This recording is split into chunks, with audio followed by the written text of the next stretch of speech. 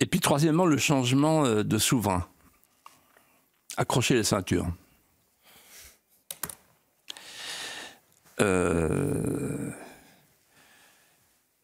Nous ne sommes plus souverains. Le souverain, c'est l'impératrice de l'empire de la norme. Barroso disait l'empire non impérial. On y est. L'empire non impérial, il a tout aspiré. Donc nous, on obéit. Alors il y a une chose, il y a une question que Sonia a posée au Premier ministre. La réponse m'a sidéré. Je suis tombé de l'armoire.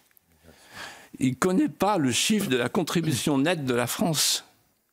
Or, la contribution nette de la France, elle est de 15 milliards d'euros. Je dis bien la contribution nette, c'est entre ce qu'on reçoit de l'Europe et ce qu'on donne à l'Europe, il y a une différence de 15 milliards d'euros, s'il vous plaît. Qui le dit sur les autres médias? Qui sont les hommes politiques qui osent dire ça? Personne. On est sur un tabou. On est sur un territoire sacré. Mais allons plus loin, puisque je parle de territoire sacré. L'euro. L'euro était censé nous protéger,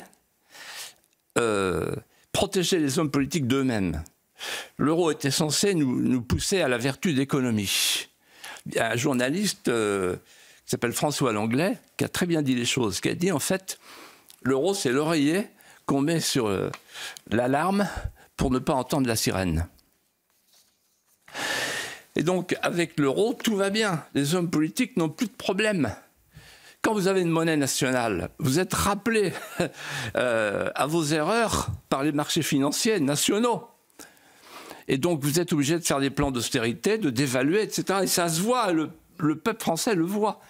Mais avec une monnaie confortable qui est extérieure, il n'y a plus aucun système d'alarme, il n'y a plus d'alerte. C'est-à-dire que la France est devenue la rentière de l'euro.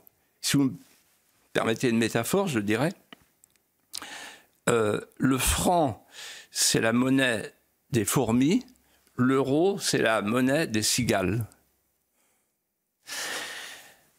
Mais il n'y a pas que l'euro, il y a quand même la capitulation douanière aussi. Et là, moi j'ai une pensée ce soir pour tous les paysans de France qui sont dans la tristesse, qui sont dans la détresse. Parce que ça y est, ils ont signé le Mercosur, ça y est, c'est dans le sillon, c'est semé.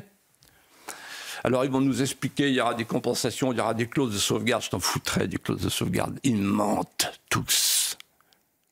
Vous vous rendez compte qu'il y avait 2 millions de paysans, il n'y en a plus que 400 000, et le nombre des fonctionnaires du ministère de l'Agriculture a doublé de 18 000 à 36 000, donc ils se foutent de notre gueule. Donc, en fait, on nous prépare une France sans paysans. C'est ça qu'on veut. C'est ça qu'ils veulent. Parce qu'ils préfèrent déléguer notre alimentation au marché mondial pour faire plaisir aux Allemands, puisque de toute façon, on est dans la roue des Allemands.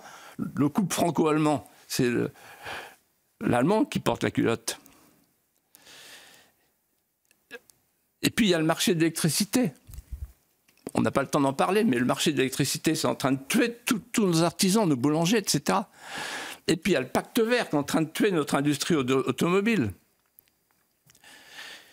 Et donc en fait, avec ce changement de souverain, on meurt à petit feu. Les Français sont encore européistes. Pourquoi? Parce qu'ils vivent avec ce principe, l'union fait la force, mais l'union des faibles fait la faiblesse. Et c'est la raison pour laquelle je vous dis ce soir, il faut partir.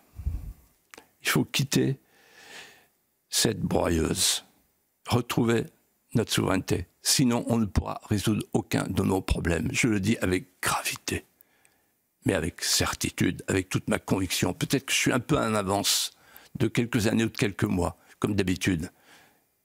Mais je m'en voudrais de ne pas vous l'avoir dit. Pendant toutes les vacances, chaque matin, chaque soir, je me suis dit, il faut que j'ose leur dire. Il faut partir.